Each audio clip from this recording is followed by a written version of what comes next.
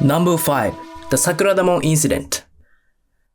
The Sakuradamon incident took place on March 3, 1860, in front of the Sakuradamon Gate of Edo Castle. It was the assassination of Ii Naosuke, the highest-ranking official of the Tokugawa shogunate. This event marked a major turning point at the beginning of the end for Japan's peaceful Edo period. It was a cold, snowy morning. The domain of Hikone was escorting Ii Naosuke to Edo Castle, riding in a palanquin. He was on his way to attend official duties. As the shogunate's title or chief minister, he had enforced the unsafe purge, cracking down on pro-emperor activities. This earned his deep resentment across the country. That morning, a tense mood spread throughout Edo. Ii's procession included about 60 men, but hiding among the snow were 17 ronin from Mito domain who had left their clan, and one more samurai from Satsuma, Arimura Jizaemon. 18 in total, waiting quietly for their moment to strike. And then, right in front of Sakuradamon Gate. As Ii's palanquin passed through the gate, the attackers suddenly rushed in. Chaos erupted, swords clashed. Snow was kicked up in all directions. The girls of the Hikone domain fought desperately but were quickly overwhelmed. The battle was brutal. According to eyewitness accounts, the samurai forgot all techniques, all discipline. They swung their swords wildly in panic and fear. Fingers were sliced off in the clashes, and even ears and nose were found scattered in the snow. Some used the back of their swords to strike heads. Others grappled their opponents while slashing. This was a generation of samurai who had lived in peace. Few had ever actually drawn the sword in battle. The reality of combat, bloody, chaotic, and terrifying, threw many into confusion.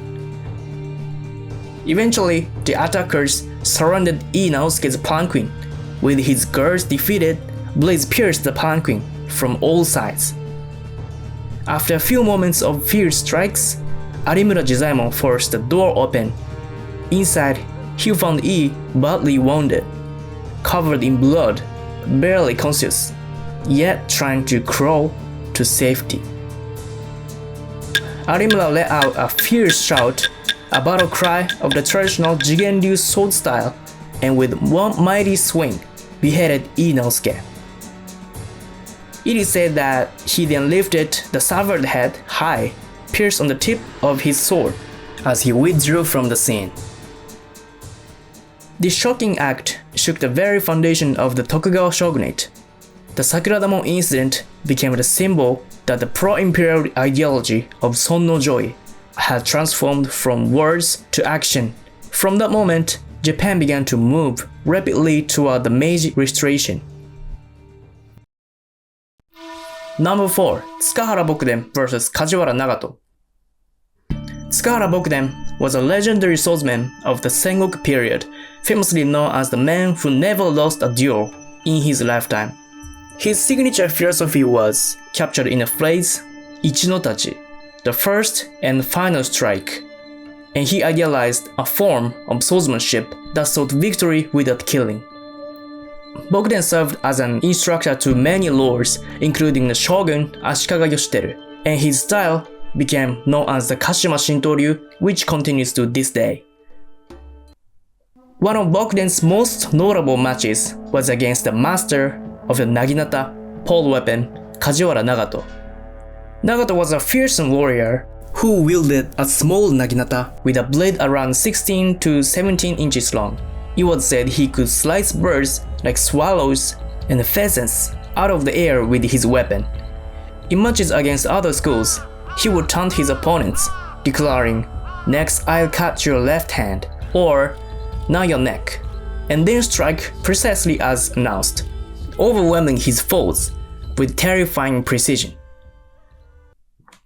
Before facing Nagato, Bokuden instructed his students to gather information about his opponent's fighting style. The students advised, since the naginata has a long shaft, you should use a longer sword. but Bokuden refused. A naginata may have a long handle, but its blade is short. Only the inexperienced are cut by such a thing, he said. Word of Bokuden's confidence reached Nagato. But on the day of the duel, Bokuden surprised everyone. He appeared wielding a longer than usual sword.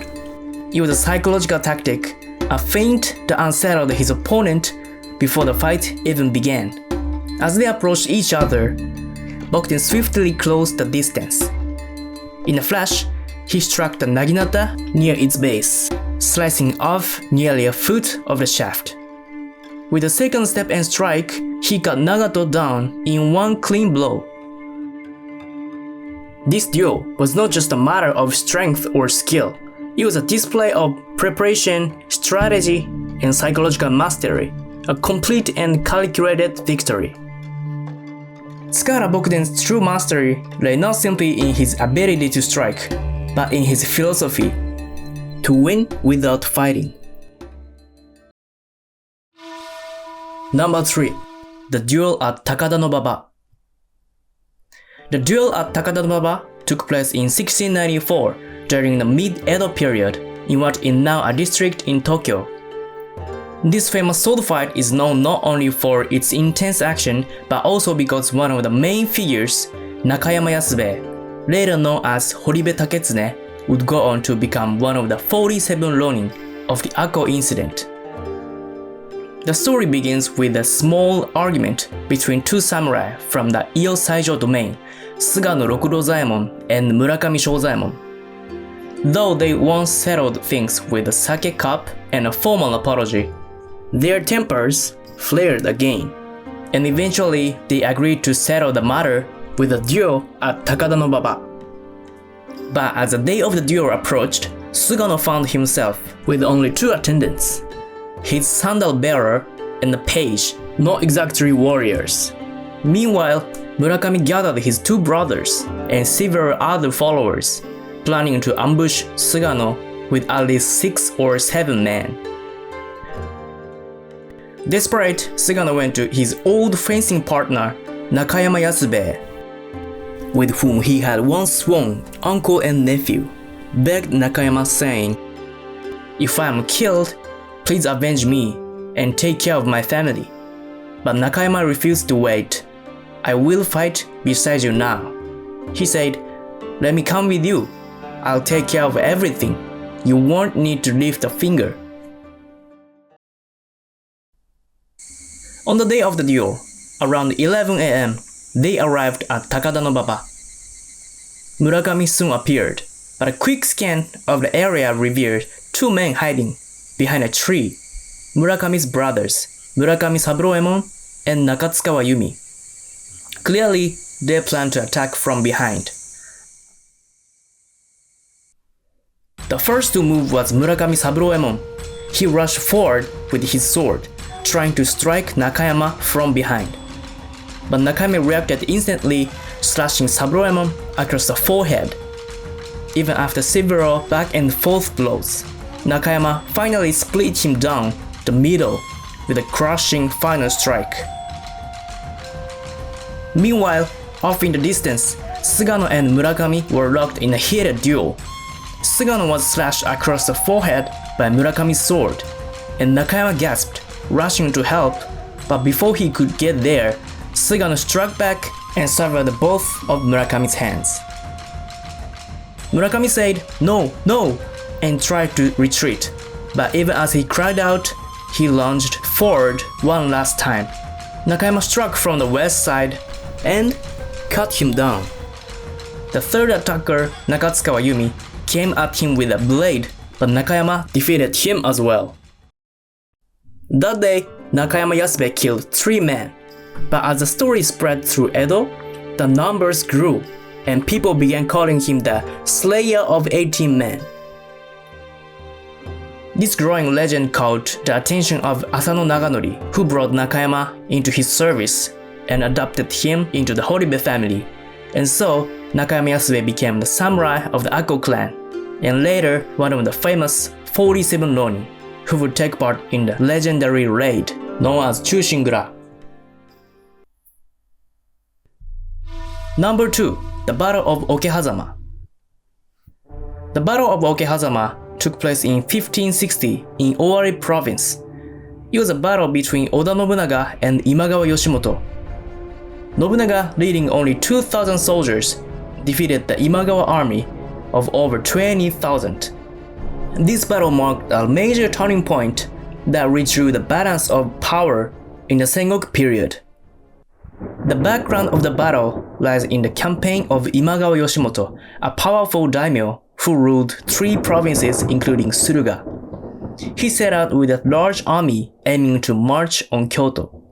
Along his path lay Owari Province, which was then ruled by the young and still relatively unknown Oda Nobunaga. Yoshimoto invaded Owari and established his headquarters at Okehazama. His army numbered around 25,000. Nobunaga, on the other hand, had only about 2,000 to 3,000 troops. By conventional standards, he had no chance of winning, but upon learning that Yoshimoto was camped at Okehazama and having lunch, Nobunaga saw an opportunity and made a bold decision to strike. Yoshimoto, overconfident from a series of victories, was caught completely off guard when Nobunaga's troops launched a surprise attack under the cover of a thunderstorm. At the moment of the ambush, the weather turned in Nobunaga's favor. That afternoon, a sudden downpour struck the battlefield, reducing visibility. Seizing this opportunity, Nobunaga's army charged in. The Imagawa forces were thrown into total confusion. Yoshimoto abandoned his palanquin and mounted a horse, attempting to retreat while protected by about 300 bodyguards. However, facing the fierce assault of the Oda army, he became increasingly isolated. His men, sleeping in the mud, were cut down one by one, and his surroundings quickly fell apart. In the midst of the chaos, Yoshimoto drew his sword and fought back. He was struck by the enemy general Hattori Kazutada, but managed to retaliate by slashing at his attacker's knee. Then, Mori Shinsuke of the Oda side charged in. Yoshimoto was overpowered, and after a fierce struggle, he was beheaded. He was 42 years old. According to legend, just before he was killed, Yoshimoto bit off one of Mori's fingers. His final moments have been passed down as a symbol of a warrior's pride and the brutality of battle. One of the greatest spoils Nobunaga obtained from this victory was Yoshimoto's treasured sword, Samonji, which he had always kept at his side. Nobunaga made it his own blade and had his name along with a message declaring Yoshimoto's defeat engraved on the hilt. The sword later became known as Yoshimoto Samonji. It is now housed at Take Isao Shrine in Kyoto and preserved as an important cultural property.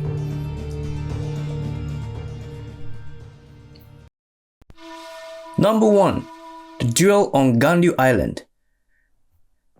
The Duel on Ganryu Island, fought in 1612, is one of the most famous sword fights in Japanese history. It was a legendary showdown between 2 master swordsmen, Miyamoto Musashi and Sasaki Kojiro. The fight began not with the warriors themselves, but with an argument between their students.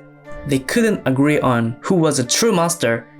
Eventually, the only way to settle the matter was for the masters to face each other. The chosen battlefield, a small, uninhabited island in the sea near modern-day Shimonoseki, Ganryu Island. Sasaki Kojiro was a well-known sword instructor for the Kokura clan. He founded his own school called Ganryu and was famous for his long sword, nicknamed the Drawing Pole, which measured about 3.3 feet, 1 meter, in blade length. His sword technique was so refined that it was often described as an art form. On the other side was Miyamoto Musashi, the founder of the Niten Ichiryu school of swordsmanship. Musashi was a lone wolf, undefeated in over 60 duels across Japan. His style focused on real combat, even if it meant using unorthodox methods. Some called his tactics dishonorable, but he always fought to win. On the day of the duel, Musashi arrived late on purpose. He wanted to unnerve Kojiro, and it worked. Kojiro grew angry and threw away his sword scabbard. Musashi saw this and taunted him. "If you plan to win, why throw away your scabbard?" At the moment, Kojiro lost his calm. Kojiro attacked first, but Musashi had already read his move. As Kojiro swung his long blade, Musashi stepped in and slowly brought down a wooden sword he had carved from a boat's oar. That one strike landed hard on Kojiro's head. Blood poured from his nose and mouth. It is believed he suffered a fatal brain injury. Even as he collapsed, Kojiro tried to strike back, but Musashi followed with a second blow that broke Kojiro's ribs. The fight was over in just 2 strikes. And though Kojiro was still alive, Musashi left the island. According to some accounts, Musashi's students later finished Kojiro off. People say this fight was decided before swords were even drawn. Musashi had already won the mental battle. The duel on Ganryu Island wasn't just about skill with a blade, it was about reading the mind of your enemy.